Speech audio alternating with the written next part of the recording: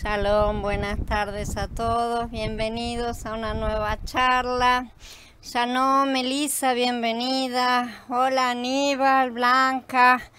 Sean bienvenidos todos a esta nueva charla. Vamos a seguir hablando acerca de la Zaraat, la inmundicia que viene del interior del hombre. ¿Por qué la Zaraat es blanca? Yahweh le dijo además, ponte la mano en el pecho. Él se puso la mano en el pecho y cuando la sacó la tenía blanca. Metzorá, dice la palabra, como la nieve. Esto está en Shemot, en el capítulo 4. La primera mención a la Zaraat en las escrituras es la señal dada por el padre a Moshe. Pero vemos en muchos otros lugares que la misma es descrita como escamas blancas, manchas lustrosas, decoloraciones, etc. ¿Sí? Una afección de la piel que tiene una apariencia blanquecina. En todas partes la aparición de estas manchas provocaba gran preocupación y la persona afectada debía quedar apartada hasta que se determinara si era Zaraat o no. Durante miles de años esta enfermedad ha sido considerada una maldición y un castigo. Hoy descubriremos, porque el Padre es bondadoso y me lo ha revelado, que es todo lo contrario y que esto es más una de las cosas que Él realiza. La Zaraat es una condición en la que el Adón expone no solo nuestros pecados, sino también la raíz de los mismos, como ya vimos, ¿no es cierto? La raíz del pecado, de manera que tanto la persona afectada como el resto pueda verlo. ¿Sí? Tiene que ser una cosa de exposición, una cosa que se vea desde afuera. Aunque todos lo hemos tomado como una desgracia, un castigo, esto es, como todas las cosas, un cuadro de una realidad espiritual que es muy superior a todo esto, porque Abba pinta cuadros. Esto es un cuadro de la purificación del Padre, lo que Él hace para purificarnos. Hemos hablado en otras series acerca del quebrantamiento, de la separación del hombre interior del hombre exterior, de la espada del Ruach que separa el alma del Ruach, lo que conocemos como el proceso de purificación que el Ruach realiza, ¿no es cierto? Que tanto pedimos en oración y del cual indefectiblemente huimos cuando Él lo aplica. La gente cree que si ora recibirá, y eso es verdad, pero no recibirá como lo espera, sino como Él nos dé realmente. Cuando pedimos paciencia, nos coloca frente a situaciones en las que nuestra impaciencia es puesta a prueba para que la transformemos en paciencia. Cuando pedimos amor, nos rodea de situaciones de peleas y contiendas para que expresemos amor, no nuestro amor. Nosotros no tenemos amor en nosotros mismos y no hay nada que podamos expresar desde nuestra carne. Necesitamos utilizar a Mashiach, correr a Él y utilizar el amor de Mashiach, la paciencia de Mashiach, todas sus virtudes. Cuando le pedimos cualquier cosa, Él nos la da ciertamente en semilla y con el adobo. ¿Sí? Las plantas son adobadas con estiércol, ¿sí? Para aumentar su crecimiento. Entonces le dijo al viñador, mira, hace ya 3 años que vengo buscando fruto en esta higuera y no lo encuentro, así que córtala. ¿Por qué va a desperdiciar el terreno? Pero él le respondió, Adón, déjala todavía este año hasta que yo le cabe alrededor y le eche estiércol. Si da fruto en el futuro, bien, y si no, entonces la cortas. Esto está en el capítulo 13 de Lucas. Esta parábola es una referencia obvia a la nación de Yehudá en los días de Yahshua. Esto ya lo hemos estudiado en otra serie. Yahshua fue mandado a la nación por 3 años para ver si la nación produciría frutos del reino de Elohim. No hubo frutos, así que la nación, o sea, la higuera, fue destruida en el 70 de esta era común. También hay un principio general aquí, que es aplicable para todos nosotros y que tiene que ver con lo que estamos viendo. Cuando Elohim nos llama o planta su semilla dentro de nosotros, toma tiempo antes de que el árbol produzca frutos. No somos inmediatamente perfectos, tampoco estamos en alguna condición de producir al Mashiach que nace en nosotros, ¿sí? Somos iguales a cualquier árbol, toma tiempo producir el fruto. Además hay una ley acerca de esto, la cual es encontrada también en Vayikra, en el capítulo 19. Cuando entren en la tierra y planten algún árbol para alimento, considerarán su fruto como prohibido. Por 3 años les será prohibido, no debe comerse. En el 4º año toda su cosecha debe apartarse para regocijo festivo delante de Yahweh. Y solamente en el año 5º podrán ustedes usar su fruto para que sus cosechas se le aumenten. Yo, Yahweh, soy su Elohim. En otras palabras, por 3 años el árbol es demasiado joven para producir fruto. ¿sí? Directamente. Durante ese tiempo debe ser ministrado, aun como Yahshua ministró a Yahudá por 3 años, ¿sí? Este no produjo fruto. Entonces el viñador pidió la oportunidad para abonarlo, ponerle estiércol y darle un año más de gracia. Si nosotros vemos esta parábola, generalmente podemos tomar nota de que el árbol no produce frutos mientras está inmaduro, o sea, nos damos cuenta de eso, pero después de que lo abona, ¿sí? Tal vez produzca fruto, y este tal vez es un tal vez porque vemos que no siempre lo produce. Nosotros también tenemos un problema de producir fruto mientras aún estamos espiritualmente inmaduros, ¿sí? Solo después de que Elohim decide abonarnos podemos producir fruto útil para el consumo de Elohim. Y el abono es estiércol, ¿sí? De animales herbívoros se utiliza, que se coloca alrededor de la base de la planta. Todos nosotros somos abonados para obtener crecimiento, y este abono es estiércol. Todas esas cosas que a nosotros nos parecen problemas, que nos molestan, que no nos agradan, huelen mal, ¿no es cierto? Porque atacan nuestra carne, que siempre rechazamos. Las personas que cuidan de su carne y evitan que sea trabajada y cortada no están cargando el madero ni negando su yo, al contrario lo están protegiendo, ¿sí? Olvidando que el que quiere salvar su vida, la vida de su alma, la perderá, dice nuestro Adón. Esta es la tarea de crecimiento que el Padre realiza en sus hijos, porque al que ama, el Padre lo disciplina. Disciplina no es castigo, es entrenamiento para crecimiento. Pero como el hombre no educa a sus hijos, sino que los adiestra a través de castigos, ¿sí? Como a un animal, para que adquiera una determinada conducta, porque esa es la forma en que el ser humano se llama de educación normalmente y mayoritariamente, cree que el Padre hace lo mismo y compara su disciplina con los castigos a los que él está acostumbrado. Al ser humano no le interesa formar un carácter del otro lado, sino que le interesa obtener una conducta que lo satisfaga. El castigo es juicio sobre una mala conducta, sí, pero la disciplina es enseñanza para edificación y crecimiento. Este abono con estiércol para crecimiento tiene una finalidad, la purificación del hombre. Vengan, lleguemos a un entendimiento, dice Yahweh, aunque sus pecados sean como la grana, pueden volverse blancos como la nieve, aunque sean rojos como el carmesí, pueden volverse como blanca lana. Esto está en Yeshaya en el capítulo 1. Yahweh mismo nos declara que nuestros pecados se volverán blancos como la nieve o blancos como la lana, ¿sí? Aun cuando sean rojos, que es el color de la carne.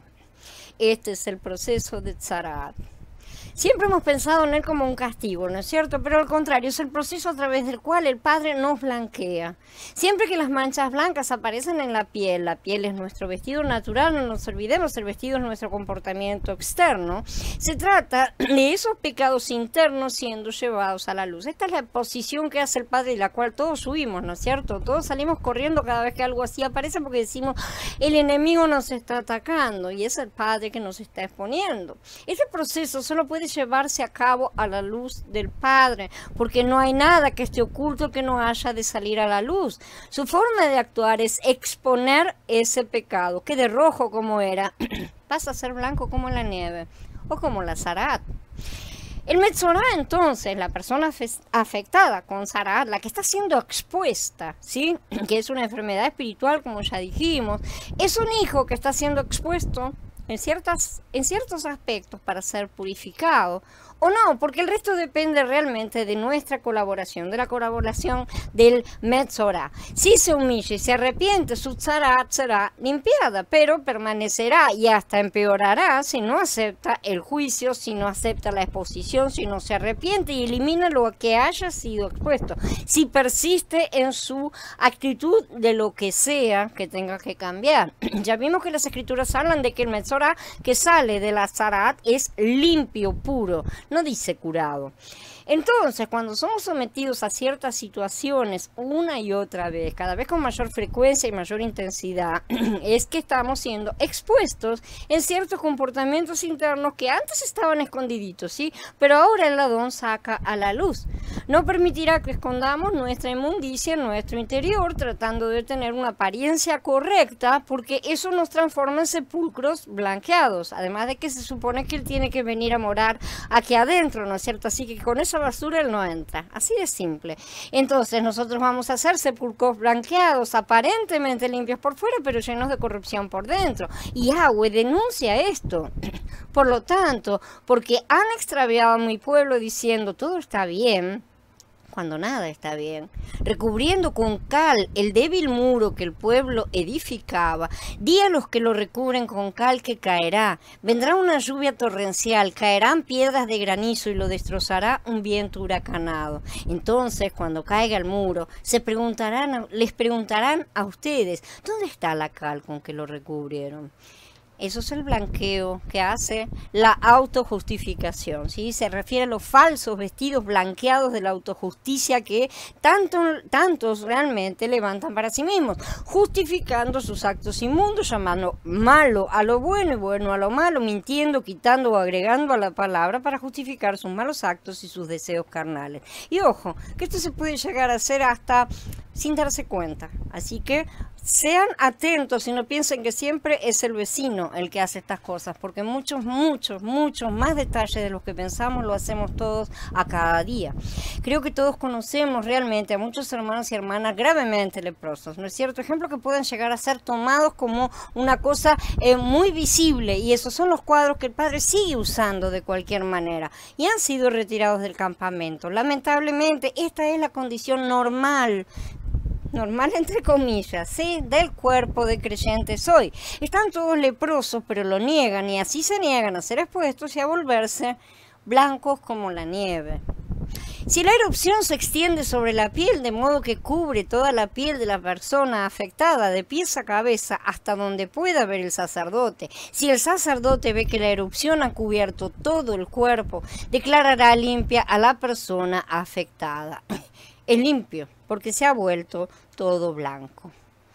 Ahora sí, podemos comprender un enigma que ha dado lugar a muchas interpretaciones a lo largo de los siglos y que el Padre en su misericordia está revelando.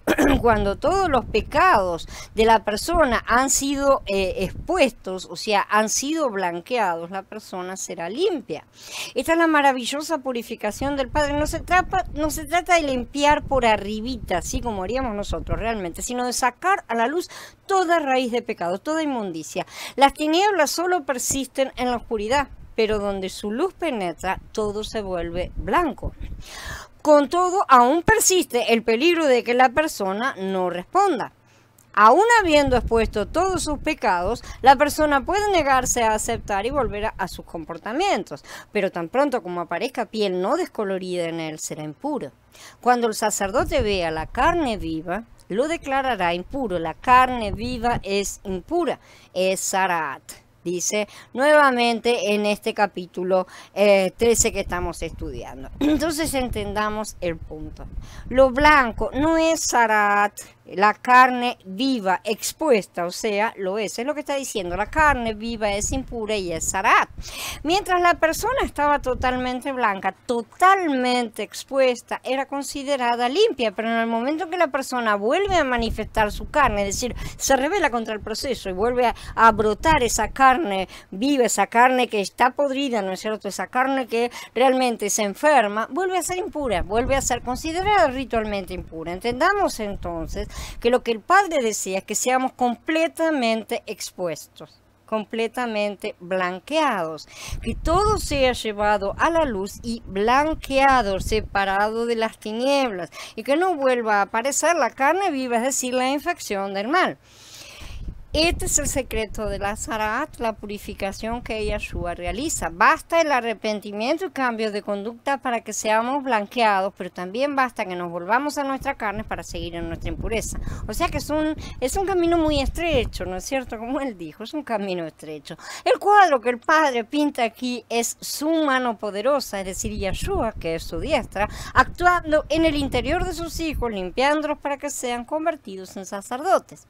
No nos resistamos a su diestra cada vez que aplica su espada a nosotros, cada vez que separa el alma del ruaj, el hombre interior del hombre exterior, sino que tomemos nuestro madero y neguemos esa carne putrefacta que trata de brotar a toda costa, porque es carne muerta y no nos trae absolutamente nada que sea vida.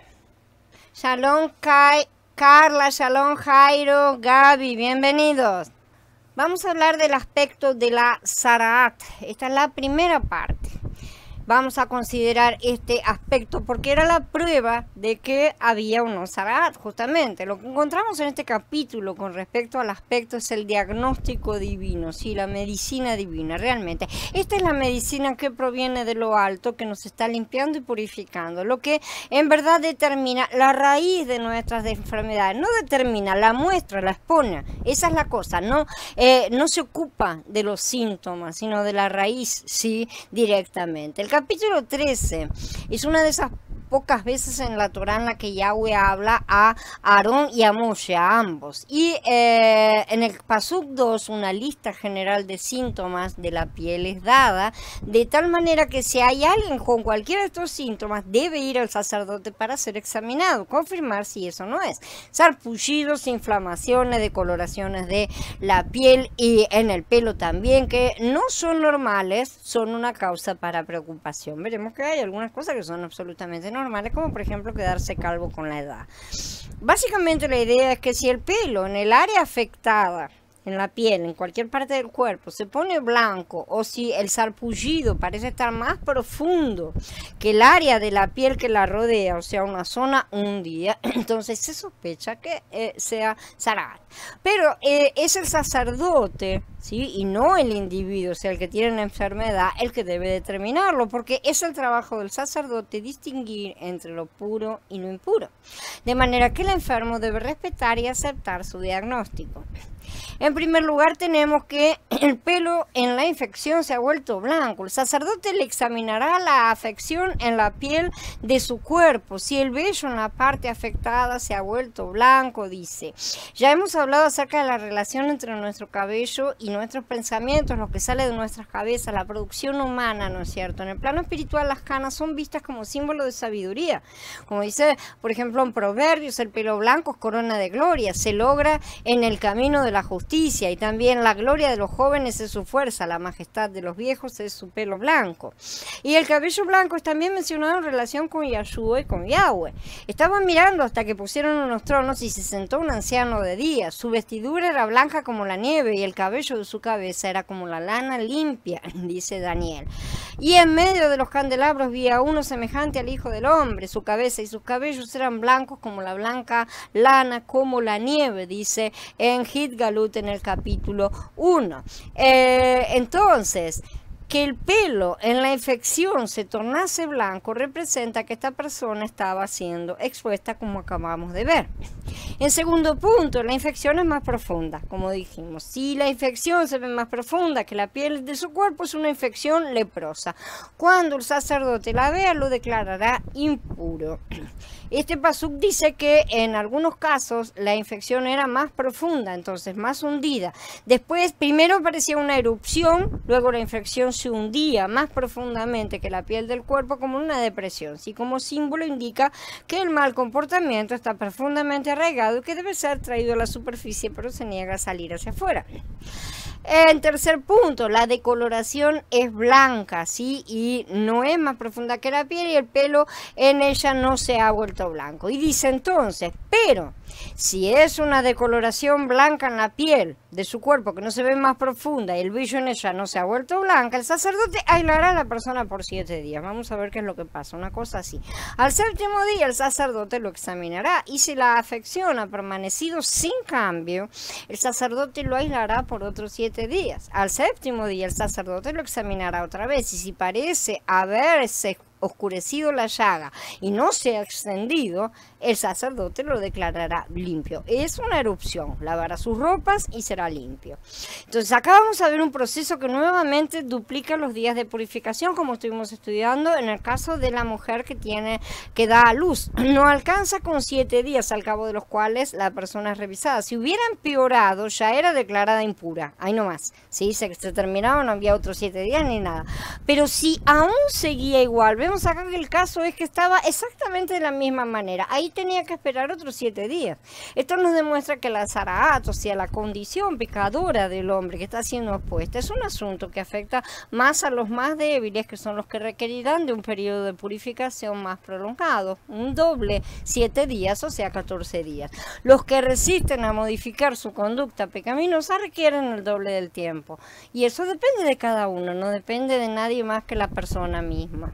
Que la infección se hubiera oscurecido, o sea, que se hubiera vuelto a su color normal, porque estas infecciones son decoloraciones, por lo tanto, si se oscurece quiere decir que está volviendo por lo menos al color normal.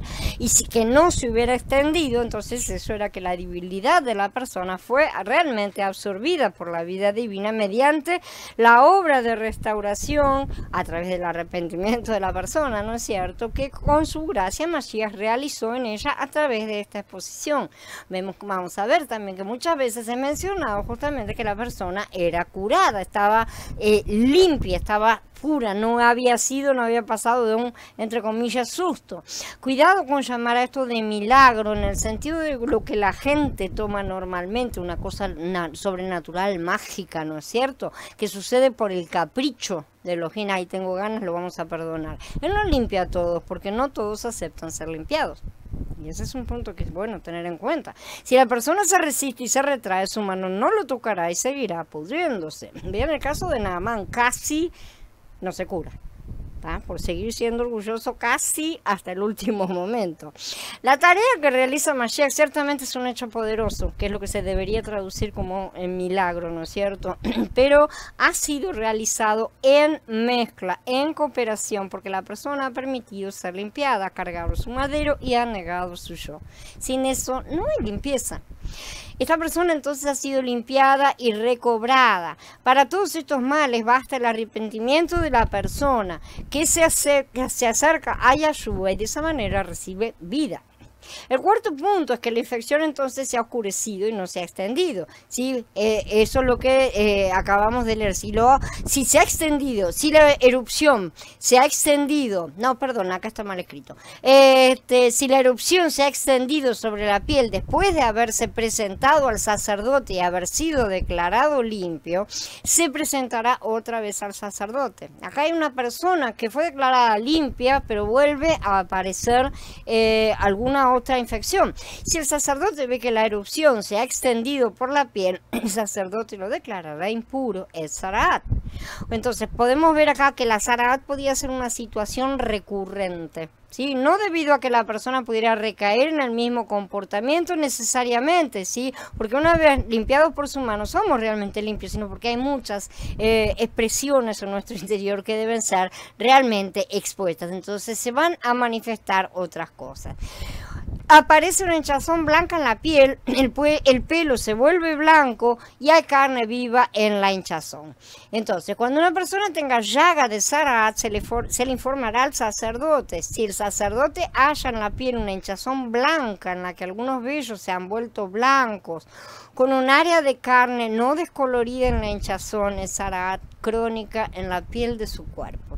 Y el sacerdote lo declarará impuro, no necesita aislarlo pues es impuro. Acá la declaración es directa, ¿sí? La palabra aquí traducida como crónica es yashen, ¿sí? Una raíz primaria que figuradamente significa dormir o ser viejo, estar envejecido. Así lo encontramos traducidos en muchas otras partes en que aparece la palabra, ¿sí? De manera que acá lo que tenemos es una zaraat dormida o zaraat vieja, una cosa que estaría latente, ¿sí? Por así decir. Ya estaba desde antes, pero ahora está siendo expuesta. El sexto punto, si la erupción se extiende sobre la piel de modo que cubre toda la piel de la persona afectada, pies a cabezas hasta donde pueda ver el sacerdote, si el sacerdote ve que la erupción ha cubierto todo el cuerpo, declarará limpia a la persona afectada. Es limpio porque se ha vuelto todo blanco. Entonces, esto ha quedado explicado claramente en la primera sección del post, ¿no es cierto? Esta persona ha alcanzado la exposición total de sus pecados, todo ha sido sacado a la luz y en este estado se encuentra limpia. Este es el punto en que la persona debe actuar inclinándose al arrepentimiento y cambio de vida radical, ¿sí? O volviendo al pasado cuando la carne vuelve a aparecer como está escrito. Pero si la persona ha aprendido, debe dar el paso en el plano espiritual y hacer una confesión exhaustiva delante de Elohim de todo su pecado, su soberbia, su desobediencia, entonces será perdonado y lavado y será limpiado. Sin embargo, una persona que no acepte que sea revelada su condición, aunque resulte evidente para todos los que los rodean, porque muchas veces es así lo que sucede, una persona que esconde lo que es, permanecerá leprosa, como vemos a continuación. Esconder lo que somos y encubrir nuestros pecados son señales de Zarat crónica, dormida, latente, como queramos llamarla. Pero el día que aparecieren en la carne vida, será inmundo como vimos, ¿no es cierto? Entonces esa carne ha salido debajo de la piel no ha podido mantenerla cubierta. Es como el pecado brotando desde el interior del hombre. Pero si la carne viva cambia y se vuelve blanca, él irá al sacerdote. Acá tenemos todas las idas y venidas, ¿no es cierto? El sacerdote lo examinará y si la llaga se ha vuelto blanca, el sacerdote declarará limpio el que tuvo la infección. Es limpio. No era fácil declarar si estas afecciones que la persona podían parecer eran o no Zarat. Y la cosa no ha cambiado hoy tampoco, ¿sí? O si la Zarat permanecería o no. Más que si era Zarat o no, si permanecería o no. Se requerían muchos ciclos de espera, ¿sí? Normalmente 7 días completos, como sabemos, y mientras tanto la persona debía permanecer aislada y en condición de impureza, era considerada impura. Entonces, en este entretiempo, él o ella podían meditar profundamente acerca de los motivos por los cuales estaba pasando por semejante aflicción, arrepentirse y ser curados, ser purificados. Evidentemente este fue el caso de Miriam, ¿no es cierto? Ya que vemos que solo tuvo que estar una semana fuera del campamento. Entonces vemos una persona a la cual se le declara abierta y claramente y por la misma mano de Yahweh que tiene lo que tiene Zarat, ¿sí? Y en una semana ya no tiene Zarat. Entonces vemos que no se trata exactamente de esta enfermedad que nosotros conocemos en la actualidad. No tiene nada que ver con la lepra.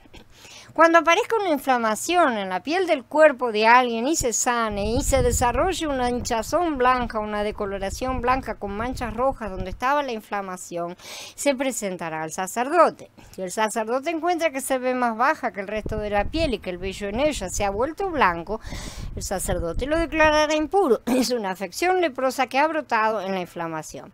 Pero si el sacerdote encuentra que no hay vello blanco en ella y que no es más baja que el resto de la piel y que se ha desvanecido, el sacerdote lo aislará por 7 días.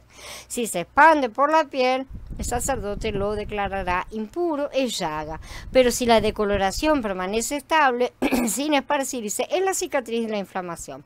El sacerdote lo declarará limpio. Entonces acá tenemos el caso de alguien que tuvo algún tipo de inflamación, algún tipo de herida que se inflamó, ¿sí?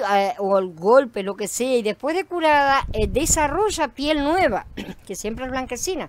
También debía pasar por el tiempo de espera de 7 días para ver si era solo la cicatriz o si se trataba de Zarat, que se había infectado la lastimadura. Si continuaba esparciéndose, se trataba de Zarat y la persona era declarada inmunda.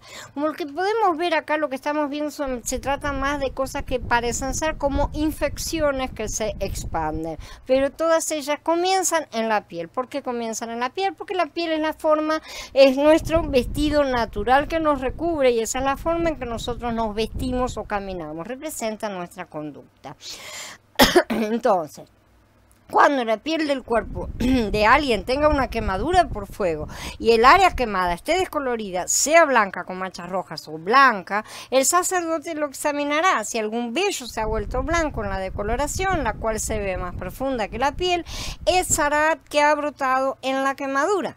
El sacerdote lo declarará impuro y es una afección leprosa.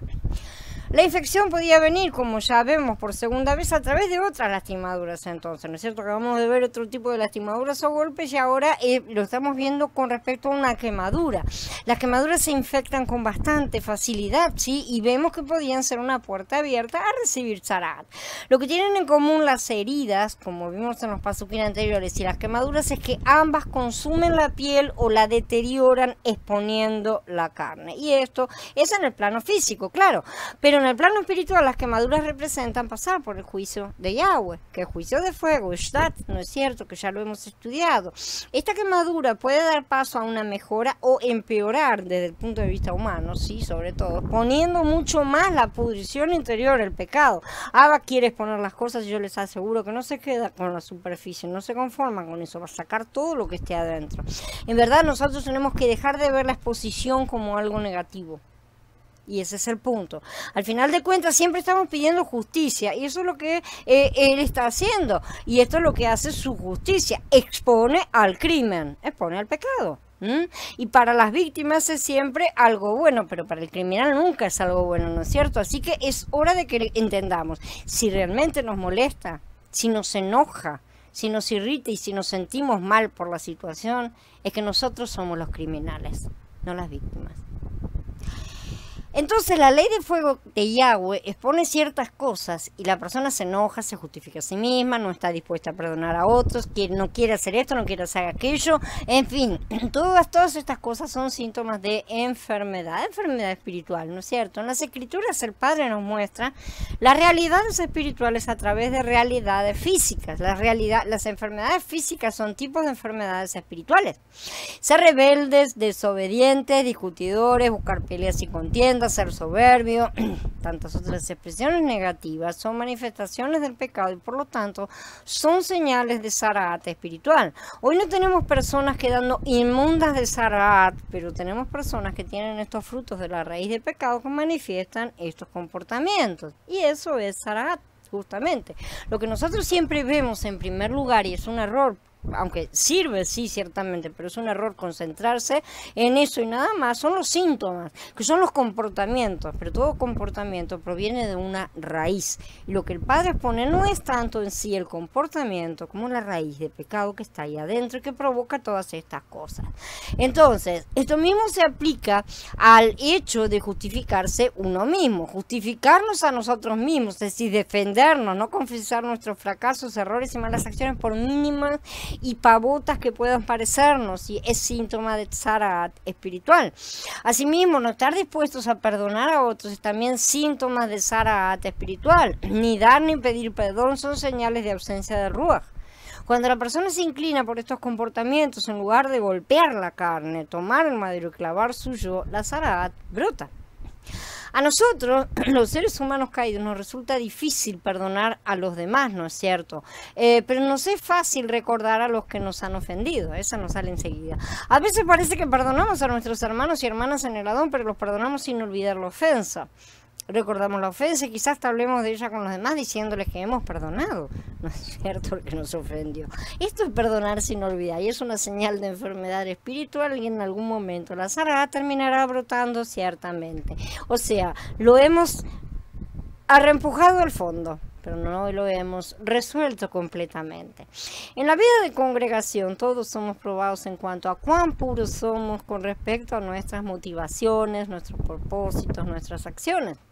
La vida de congregación mostrará dónde nos encontramos, qué somos y quiénes somos.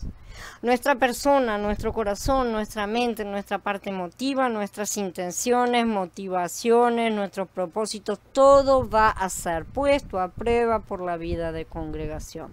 Tal vez nuestros motivos sean puros hasta cierto grado, pero no son absolutamente puros, ¿sí? ¿Quién de entre nosotros puede decir que es completamente puro en cuanto a sus motivaciones, intenciones, voluntad y propósitos? No lo somos.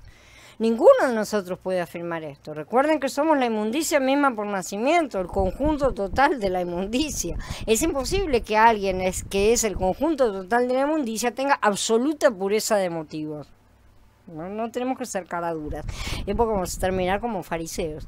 Si vemos que somos el conjunto total de la inmundicia y que es imposible ser completamente puros en cuanto a nuestros motivos, intenciones, esas segundas cosas que tenemos ahí, nos vamos a dar cuenta de cuánto necesitamos la plena salvación de Elohim. porque nosotros no podemos, pero todo lo podemos en el que nos fortalece.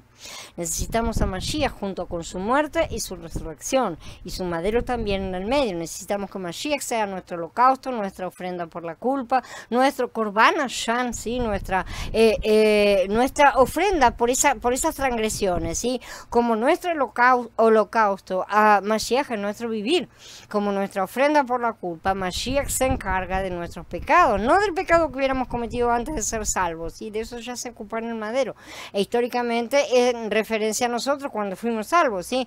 Sino de los pecados que se cometieron después de nuestras salvaciones, que nos condujeron a esa situación de Zarat, o sea, esa cosa que no ha sido terminada de eliminar. Tenemos a Mashiach junto con su muerte y su resurrección, y tenemos a Mashiach como nuestro holocausto y ofrenda por la culpa. Esta es la plena restauración de Elohim, pero la vamos a estudiar a fondo más adelante. Antes de dormirnos en la noche, deberíamos dedicar algún tiempo para confesar nuestras faltas delante del Adón, pidiéndole que perdone nuestros pecados e impurezas. Tenemos que confesarlas, pero confesarlas de verdad, o sea, con un arrepentimiento real, no hacer una lista para llevarle al cura al confesionario.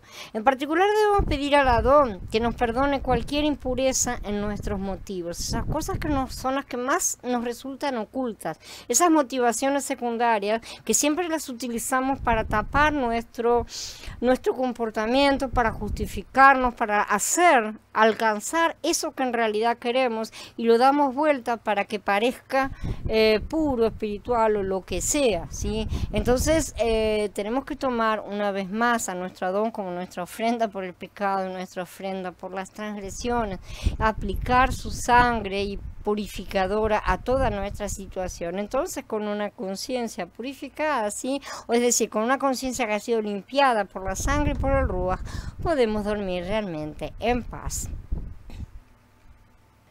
Shalom, Jorgito. Shalom, Dolis. El aspecto de la Zarat, segunda parte. El punto 11. Si algún hombre o mujer tiene una afección en la cabeza o en la barba, el sacerdote examinará la afección. Si se ve más profunda que la piel y hay en ella vello fino amarillo, el sacerdote lo declarará impuro. Es tiña, una erupción escamosa en la cabellera o en la barba.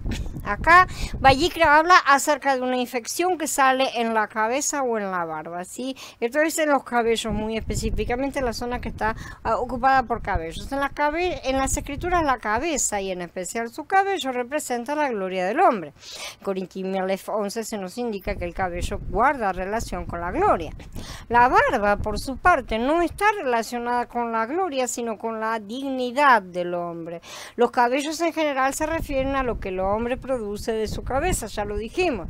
Por este motivo los nazareos lo consagraban a Yahweh y estaban prohibidos de cortarlo mientras durara el periodo de la consagración. No les pertenecían. Los cabellos tipifican los pensamientos dedicados a Yahweh, ¿sí? Simboliza lo que una persona totalmente consagrada produce, únicamente pensamientos consagrados. El hombre además tiene barba, la cual rodea la boca, ¿sí? Y simboliza lo que el hombre habla, sus palabras, su discurso. Esto indica que el Zarat fácilmente puede esconderse detrás de la gloria y detrás de la dignidad humana. Ser honrado por los demás no lo hace a uno metzorá, pero reclamar honra para sí mismo ciertamente sí nos vuelve metzoraim. Eso es lo que tenían los fariseos. Este capítulo de Vayikra 13, que nos revela la sabiduría de Elohim, nos proporciona un diagnóstico divino de nuestro pecado, de nuestro estado. La Zarat es sinónimo del pecado y el pecado es sinónimo de rebelión. El pecado es rebelión, ¿sí? En el universo existe en realidad un solo pecado, que es la raíz de todos los males, y ese pecado ha sido la rebelión. Conforme a los principios que Elohim estableció en su creación, todo está en orden y está relacionado con cierta clase de autoridad. La autoridad está presente en todas partes en el universo. La autoridad se encuentra en la familia, en las escuelas, en el trabajo, en todas partes.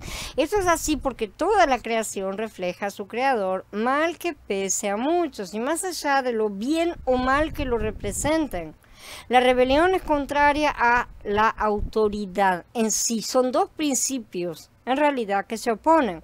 Los que se rebelan se oponen a la autoridad y al padre no le interesa de qué autoridad se está hablando, ¿sí? Esa autoridad es una representación del padre, que es la autoridad misma. Él es la esencia de la autoridad. Si alguien se rebela delante de cualquier autoridad que le haya sido colocada, el padre se siente afectado él mismo. Es una rebelión directa contra él. Según la perspectiva divina, la autoridad es sinónimo de él mismo, ¿sí? Entonces él es la autoridad en el universo. Hasatán trató de derrocar esa autoridad divina, pero fracasó y fue juzgado por su rebelión. Hoy en día nosotros, por ser aquellos que Elohim creó, escogió, redimió y salvó, y especialmente por ser los hijos que él regeneró, ¿sí? Engendró de nuevo, o sea que somos nuevos nacidos, debemos ser las personas sumisas y obedientes que él merece y no continuar obedeciendo a nuestra carne rebelde y desobediente. De manera que una infección en la cabeza significa que hay algo que no marcha bien en lo referido a la sujeción, a la autoridad y a la manera de pensar y de hablar de uno. Los pensamientos que la cabeza produce no están centrados en Yahweh, estos son los pensamientos que emanan por la boca. Toda irregularidad en nuestro modo de pensar por lo general está relacionada con una actitud inapropiada hacia la autoridad. Y aunque a menudo la gente se rebela contra autoridades humanas, las mismas han sido delegadas por el Padre, sobre todo las del cuerpo, pero también las del mundo, de manera que si nos rebelamos contra ellas, estamos rebelándonos en verdad contra Él. Este es un asunto bastante peliagudo. El origen de toda manera de pensar equívoca es rebelión. Si la actitud de uno hacia la autoridad no es apropiada, su manera de pensar tampoco será apropiada. Pero si la actitud de uno hacia la autoridad es correcta, no habrá nada equívoco en su modo de pensar. Reclamar honra para uno mismo, procurar ser exaltado por los demás también es señal de Sarah, ¿no es cierto? El deseo de ser exaltado se puede observar en la conducta de los niños. Por ejemplo, delante de los invitados, visitantes, los parientes, el niño a menudo se exhibe para ser admirado, ¿no es cierto? Por los demás, el niño se comporta como un pavo real, porque de esa manera procura ser exaltado por los demás. El niño es pequeño, no tiene conciencia real de lo que está haciendo, y sin embargo, esa raíz ya está tomando su actitud. Incluso al dar mensajes es posible que procuremos ser exaltados por las personas. El que habla puede arrogarse dignidad al mostrar cuán educado, cuán culto, cuán elocuente es. Es muy fácil que alguien que habla en público se vuelva metzorá de esta manera. Debemos ser muy cuidadosos en todas las cosas que hacemos. El punto 12 es el pelo amarillento, dice. Pelo amarillento y delgado, y habla también de una erupción escamosa, cuya palabra en hebreo es netek, ¿sí? Que suele ser traducido como tiña. La tiña es una infección contagiosa producida por parásitos comunes similares al moho. Se puede propagar por contacto directo de piel a piel con una persona infectada, por contacto con un animal que tenga tiña, sí, es bastante común en perros y gatos, pero también en vacas, en ganado, ¿no es cierto? Entonces por eso podría ser tan común en aquella época, o por entrar en contacto con objetos o superficies que una persona o animal hayan tocado, ¿no es cierto? Estando infectados. Estas indicaciones son de la medicina actual, sí, por lo que vemos que no están alejadas de la descripción bíblica, y comprendemos que esta contaminación física es contagiosa y se debe realmente aislar al enfermo. Espiritualmente hablando, se lo debe aislar para evitar que contamine a otro. Ahora bien, el pelo amarillento representa el deterioro de la fuerza necesaria para llevar una vida creyente normal. Acá no tenemos pelo volviéndose blanco, nótese bien, sino amarillento, ¿sí? Y el pelo amarillento y quebradizo es hasta en el mundo una señal de debilidad y decadencia. Pueden preguntarle a cualquiera, ¿no es cierto?, que vea que una persona anciana tiene el cabello amarillento. Eso implica algún tipo de problema corporal. En términos espirituales, si somos fuertes en nuestras arrugas, de modo que llevamos una vida creyente apropiada y normal, tenemos pelo negro, por así decir, pelo oscuro, o sea, pelo normal.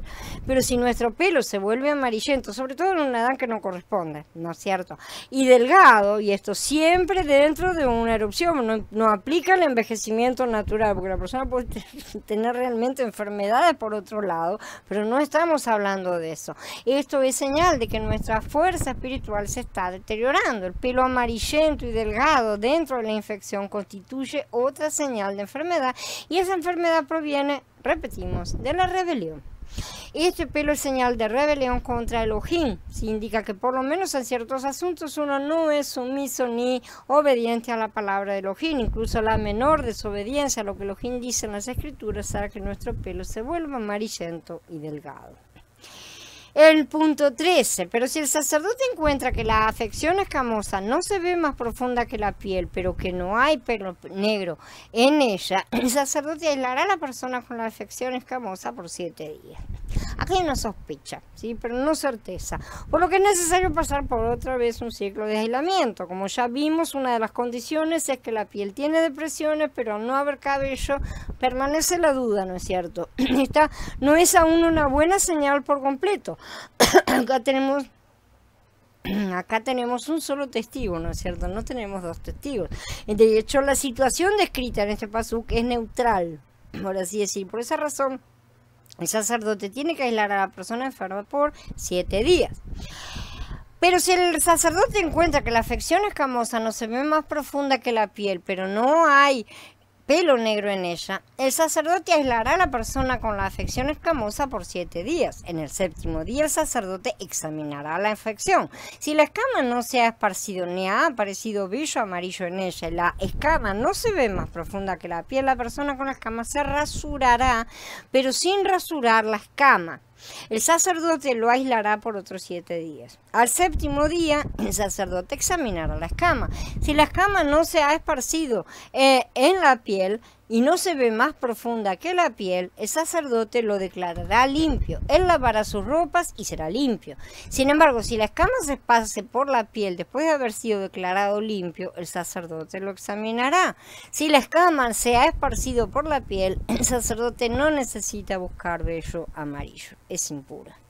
Pero si la escama no ha cambiado de color y le ha crecido vello negro, la escama ha sanado, es limpio, el sacerdote lo declarará limpio.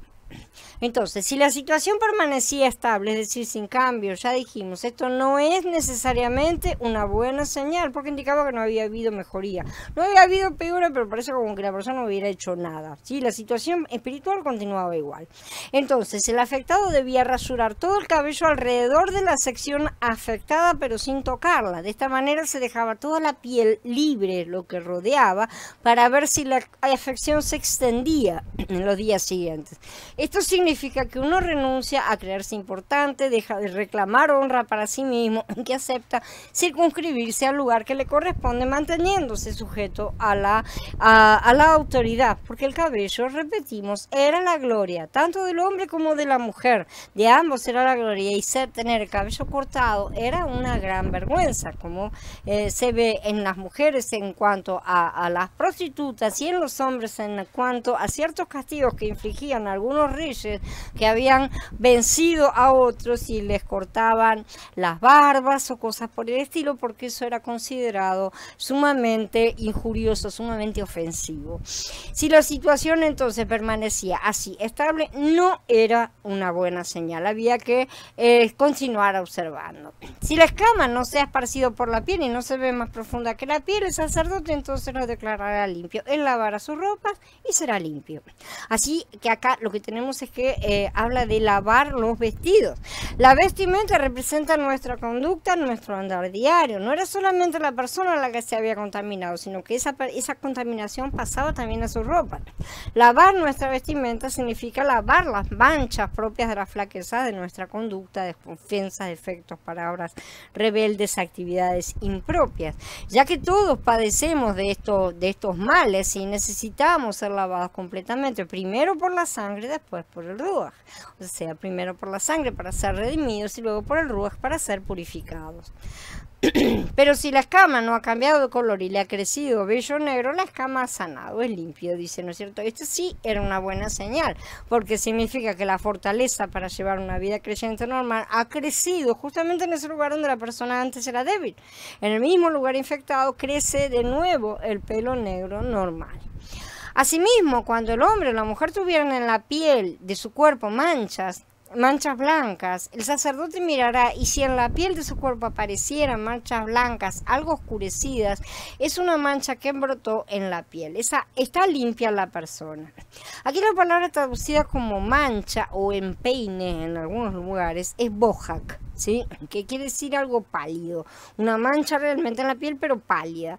El Pasuk 38 habla de un hombre, una mujer que tiene manchas blanquecinas en la piel de su cuerpo, y esto lo diferencia de la Zaraat.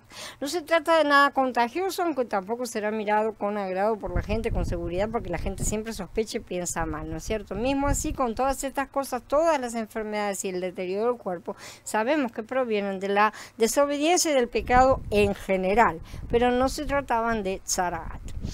Si un hombre pierde el pelo de la cabeza y queda calvo, es limpio. Si pierde el pelo de la parte frontal de la cabeza y queda calvo al frente, es limpio. La calvicie no era considerada una enfermedad, ¿sí? En caso de que a alguien se le cayera el cabello en toda la mitad posterior de su cabeza, que era Karahat, la palabra, o de toda la mitad anterior de la cabeza, que es Gabahat, ¿sí? O de la barba también, la nueva piel calva es considerada de la misma manera que el resto del cuerpo. La presencia o ausencia de pelo blanco es irrelevante. Sin embargo, como ya vimos, al rasurar el cabello la barba era un asunto que muchos consideraban supersticiosamente, ¿no es cierto? Como vemos en el caso de Eliseo, ¿no es cierto? Que no tenemos nada para decir de que hubiera tenido algo raro. De allí subió a Betel. Cuando estaba subiendo por el camino, salieron unos muchachos de la ciudad y se pusieron a burlarse de él, diciéndole: sube, calvo, sube, calvo. O sea, se nota que Elisha tenía calvicie, padecía de calvicie. Sin embargo, sabemos perfectamente que no tenía absolutamente nada que ver con la Zaraat, sobre todo en su caso. Shalom, Johnny. El Metzorá confiesa abiertamente su Zaraat ante los demás. Entonces, Vayikra finalmente nos habla del Metzorá que confiesa este pecado abiertamente. Esto significa que un pecador confiesa abiertamente su pecado ante los demás. Y esto también ya lo hemos estudiado. Los puntos que se siguen acá son: en primer lugar, sus vestidos son rasgados. En cuanto a la persona con la afección leprosa, llevará vestidos rasgados. Primero, las vestimentas de la persona deben ser rasgadas. Entonces, en hebreo la palabra es parum. Generalmente es traducida como rasgar, romper, roto, ¿sí? Aun cuando por tradición lo que se hacía era jalar del vestido por una costura, con la intención de más tarde volver a coserla, ¿no es cierto? Pero de cualquier manera, desgarrar era descoser, ¿sí? El parum de la vestimenta no era tanto una señal para otros de que la persona era impura y debía ser evadida, sino una indicación de que la persona estaba de luto. Rasgarse las vestiduras en las escrituras implica luto o una situación de gran dolor e indignación. Justamente en el caso del Zaraat, el luto era debido a la condición de estar impuro y a la seria repercusión que seguiría, ¿cierto? Espiritualmente hablando, llevar vestidos rasgados significa que el hombre que cometió pecado reconoce su absoluto fracaso moral. Él no tiene nada con que cubrirse. Rasgarse las vestiduras es señal que uno admite estar sumido en el más profundo fracaso moral.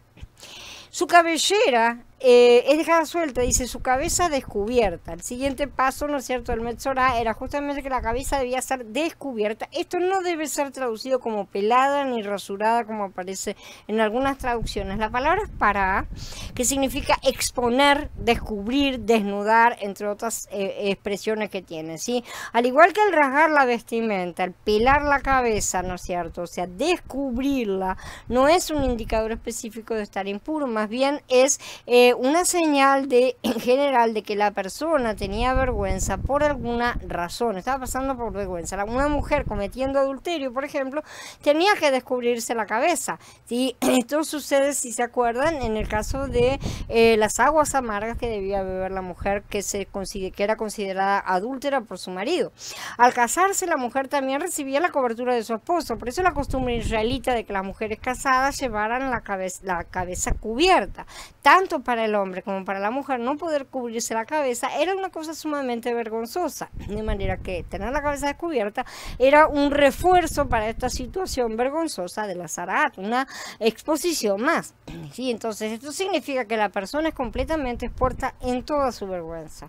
Esta persona cometió actos de rebeldía y desobediencia a los ojos de Yahweh, ¿sí? Y eso es lo más importante, porque a nuestros ojos muchas veces la gente no hizo nada para aparecer, pero los ojos de Yahweh son cosas graves.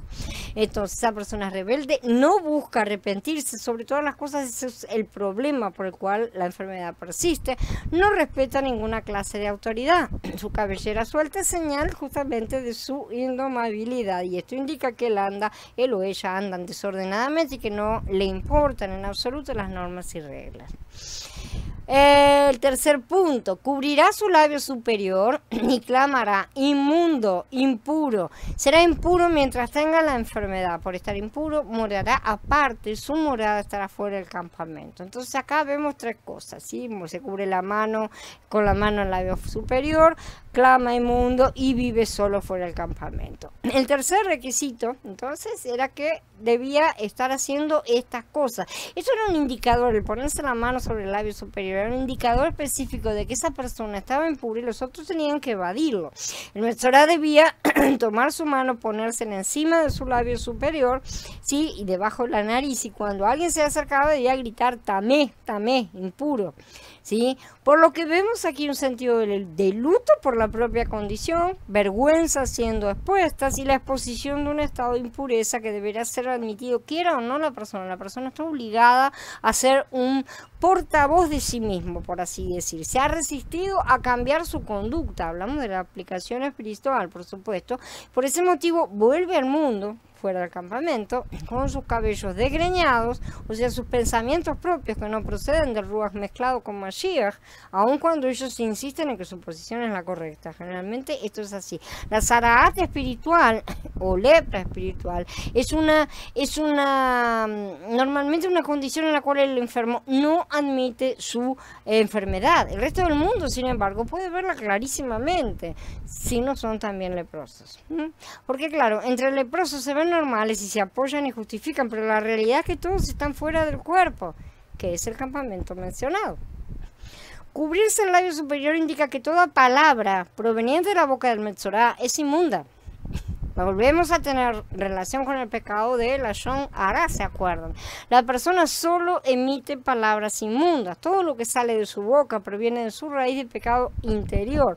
Todos debemos evitar el contacto con los que murmuran, difaman, mienten y en general hacen mal uso de la lengua, pero también, como ya vimos, de los que expresan comportamientos rebeldes, los que provocan contiendas y pleitos, los soberbios, desobedientes, los independientes, todas las personas que están en contra de Yahweh, que se oponen a él y que muchas veces, y lo repito, no ven ese comportamiento en sí mismos, ¿sí? No nos creamos más santos que el santo que nos ordena alejarnos del contacto con el pecado. No ayudamos a la persona leprosa justificando su situación. Esa persona necesita ser confrontada por todos los hermanos, cuanto más mejor, pero en amor siempre, ¿sí? Para que vea su realidad. No tiene que ser echada, maltratada ni nada. Al contrario, tiene que ser expuesta para que se vea. Si la acepta, su Zaraat será limpiada, pero si los hermanos no le advierten, su sangre será sobre sus cabezas. De manera que en el cuerpo de Yahshua no son aceptables los comportamientos políticamente correctos ni al lavarse las manos a lo Poncio Pilatos. Habitar solo fuera del campamento significa que aquel que ha pecado deberá permanecer fuera de la congregación y aislado de la comunión del pueblo de Elohim hasta que él ponga fin a su pecaminosidad. A los que están afuera, Elohim los juzgará, pero quiten al malvado de entre ustedes, dice Corinthians Aleph en el capítulo 5. Bueno, hermanos, habiendo terminado, ahora voy a dar por encerrada la charla y en unos ratitos nos vamos a reunir para tener comunión al respecto de todas estas cosas. Shalom a todos, hermanos.